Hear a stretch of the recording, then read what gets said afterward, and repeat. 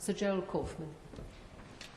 Madam Deputy Speaker, I was brought up as an Orthodox Jew and a Zionist.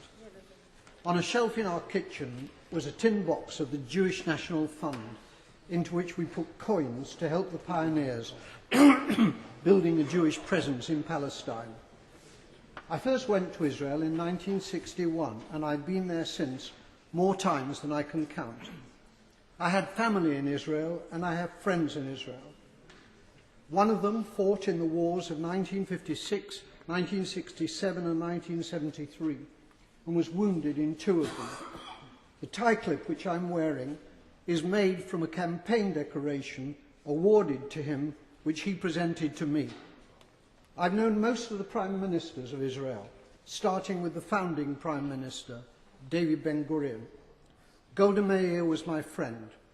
So was Yigal Allon, the Deputy Prime Minister, who as a general won the Negev for Israel in the 1948 War of Independence. My parents came to Britain as refugees from Poland. Most of their families were subsequently murdered by the Nazis in the Holocaust. My grandmother was ill in bed when the Nazis came to her hometown of Staszów. A German soldier shot her dead in her bed.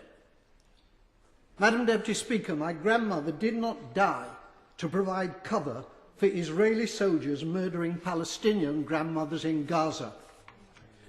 The present Israeli government ruthlessly and cynically exploit the continuing guilt among Gentiles over the slaughter of Jews in the Holocaust as justification for their murder of Palestinians.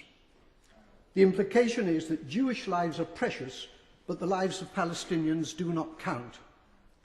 On Sky News a few days ago, the spokeswoman for the Israeli army, Major Leibovich, was asked about the Israeli killing of, at that time, 800 Palestinians.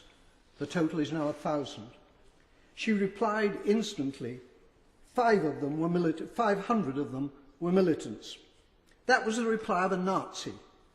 I suppose that Jews fighting for their lives in the Warsaw Ghetto could have been dismissed as militants. The Israeli Foreign Minister, Tzipi Livni, asserts that her government will have no dealings with Hamas because they're terrorists. Tzipi Livni's father was Eitan Livni, Chief Operations Officer of the terrorist Irgun Tzvai Leumi, who organised the blowing up of the King David Hotel in Jerusalem, in which 91 victims were killed, including 4 Jews. Israel was born out of Jewish terrorism. Jewish terrorists hanged 2 British sergeants and booby-trapped their corpses. Irgun, together with the terrorist Stern Gang, massacred 254 Palestinians in 1948 in the village of Deir Yassin. Today, the present Israeli government indicate that they will be willing, in circumstances acceptable to them, to negotiate with the Palestinian President, Abbas, of Fatah.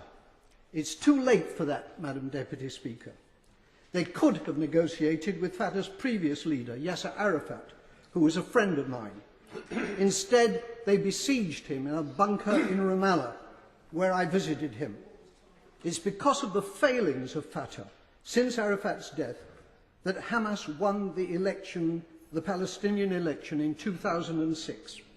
Hamas is a deeply nasty organisation, but it was democratically elected, and it is the only game in town. The boycotting of Hamas, including by our own government, has been a culpable error from which dreadful consequences have followed. The great Israeli Foreign Minister Abba Eban, with whom I campaigned for peace on many platforms, said, "You make peace by talking to your enemies." However many Palestinians the Israelis murder in Gaza, they cannot solve this existential problem by military means. Whenever and however the fighting ends, there will still be 1.5 million Palestinians in Gaza and 2.5 million more Palestinians in the West Bank, who are treated like dirt by the Israelis, with hundreds of roadblocks and with the ghastly denizens of the illegal Jewish settlements harassing them as well. The time will come, not so long from now, when they will outnumber the Jewish population in Israel.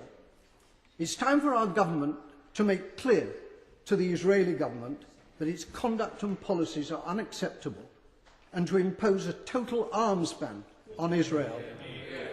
It is time for peace, but real peace, not the solution by conquest, which is the Israelis' real goal, but which is impossible for them to achieve. They're not simply war criminals, they're fools.